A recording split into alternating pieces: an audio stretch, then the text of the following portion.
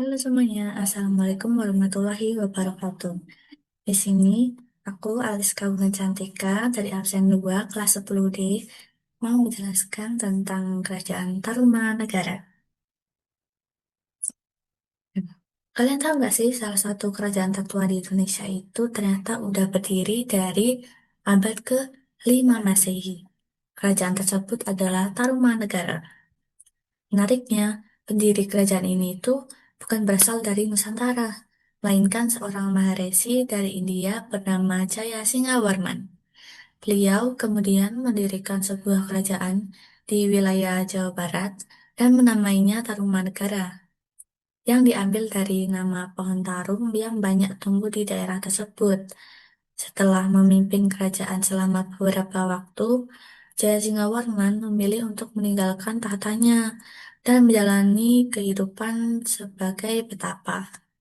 Kepemimpinan pun dilanjutkan oleh putranya, yaitu Dharmayawarman, yang meneruskan perkembangan kerajaan ini. Nah, tidak banyak sumber sejarah yang menjelaskan secara rinci masa pemerintahan Dharmayawarman. Namun, justru pada masa raja berikutnya, yaitu Purnawarman, kerajaan Tarumanegara mencapai puncak kejayaan.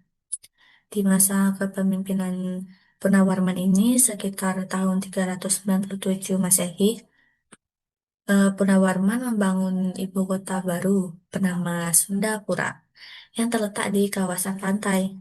Nah, nama Sunda yang kita tahu sekarang itu diyakini berasal dari wilayah ini.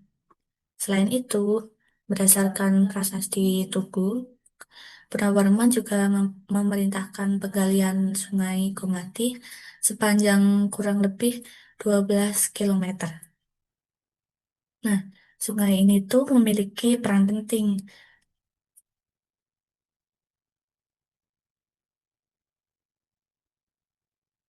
yaitu sebagai jalur perdagangan, pengendali banjir, serta mencegah kekeringan saat musim kemarau. Nah, pada masa ini, wilayah kekuasaan Tarumanegara itu sangat luas, meliputi hampir seluruh Jawa Barat, seperti Banten, Jakarta, Bogor, hingga Cirebon.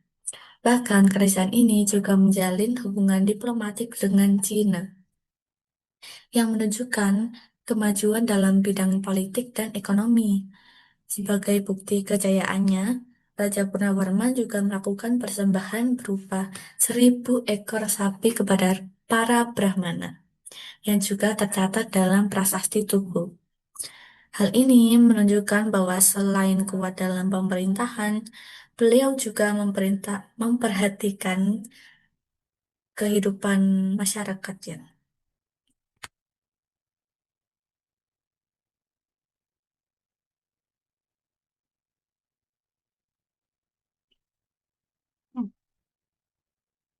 Nah, setelah mengalami masa kejayaan, kerajaan Tarumanegara itu akhirnya mulai mengalami kemunduran hingga runtuh pada abad ke-7 Masehi. Raja terakhirnya itu adalah Tarus Bawah, yang merupakan menantu dari Raja Linggawarman.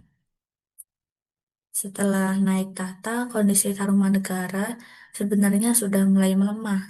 Namun, alih-alih memperkuat kerajaan, Tarus Bawah justru memilih meninggalkan Tarumanegara dan kembali ke daerah asalnya, yaitu sekitar Cirebon. Dan di sana ia mendirikan kerajaan baru, yaitu Kerajaan Galuh. Nah, keputusan ini tuh menjadi salah satu penyebab utama melemahnya Tarumanegara. Situasi yang tidak stabil ini kemudian dimanfaatkan oleh kerajaan luar, yaitu Sriwijaya di bawah pimpinan Dapunta yang Srijaya Nasa, yang melancarkan serangan ke wilayah Jawa. Serangan ini semakin mempercepat runtuhnya Tarumanegara. Akhirnya Tarumanegara pun dipecah menjadi beberapa kerajaan kecil seperti Kerajaan Sunda dan Galuh. Dengan demikian berakhirlah perjalanan salah satu kerajaan tertua di Indonesia dan dimulailah babak baru dengan muncullah kerajaan-kerajaan lain di Nusantara.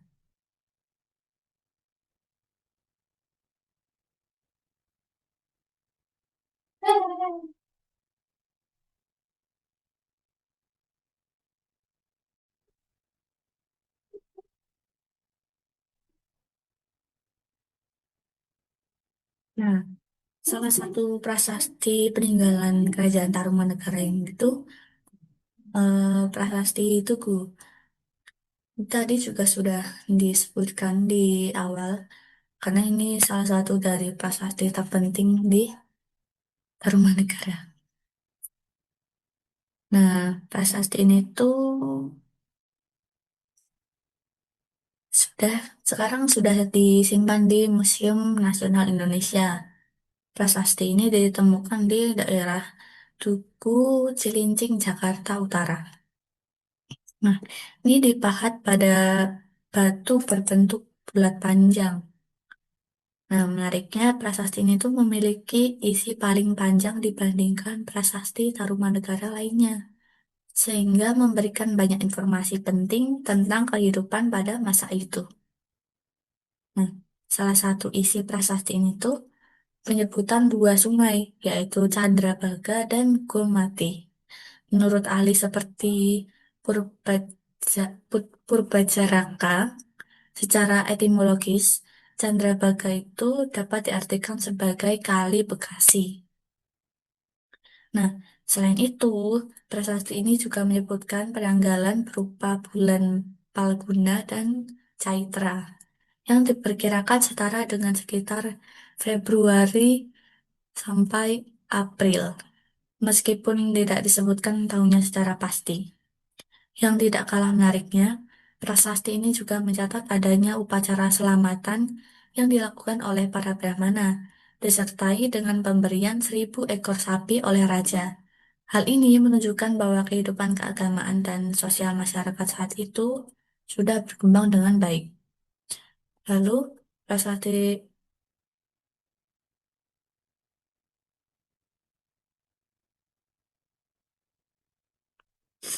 prasasti selanjutnya adalah prasasti Ciareten.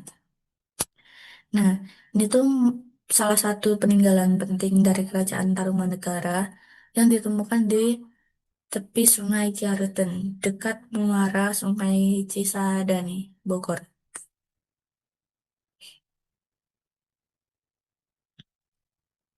Nah, prasasti ini tuh ditulis menggunakan huruf Pallawa dan bahasa Sanskerta, serta terdiri dari 4 baris yang disusun dalam bentuk sloka dengan metrum manustup. Selain tulisan, terdapat juga gambar unik seperti laba-laba, dan yang paling mencolok adalah sepasang telapak kaki milik Purnawarman. Nah, telapak kaki ini tuh memiliki makna yang sangat penting. Pertama, melambangkan kekuasaan raja atas wilayah tersebut. Kedua, melambangkan keberadaan dan kebesaran raja yang dihormati layaknya dewa. Bahkan, Raja Punawarman diibaratkan sebagai Dewa Wisnu yang menunjukkan bahwa beliau bukan hanya seorang penguasa, tapi juga dianggap sebagai pelindung rakyatnya. Nah, selain prasasti Tugu dan Ciareten, Kerajaan Tarumanegara itu juga punya beberapa prasasti lainnya. Nah, ini ada prasasti Kebon Kopi yang ditemukan di Bogor. Nah, prasasti ini tuh menampilkan gambar tapak kaki gajah yang diibaratkan sebagai gajah Airawata, yaitu kendaraan Dewa Wisnu. Hal ini melambangkan kekuatan dan kebesaran raja. Kemudian ada prasasti Jambu yang berisi pujian terhadap keberanian Purnawarman sebagai seorang pemimpin. Nah, selanjutnya ada prasasti Cidang Hyang di Banten juga. Berisi pujian kepada raja yang disebut sebagai panji atau pemimpin dari para raja lainnya. Nah, selain itu ada prasasti Pasir Awi dan Prasasti Muara Janten. Keduanya berasal dari, maksudnya ditemukan di Bogor. Nah, kedua prasasti itu memiliki bentuk pahatan yang unik, seperti telapak kaki dan motif sulur-suluran. Namun, hingga saat ini tulisannya itu belum dapat dibaca atau dipahami dengan jelas. Jadi, kita belum bisa tahu isi prasasti itu tuh apa. Nah, itu saja presentasi dari saya. Bila ada kurang lebihnya, saya mohon maaf. Sekian, wassalamualaikum warahmatullahi wabarakatuh.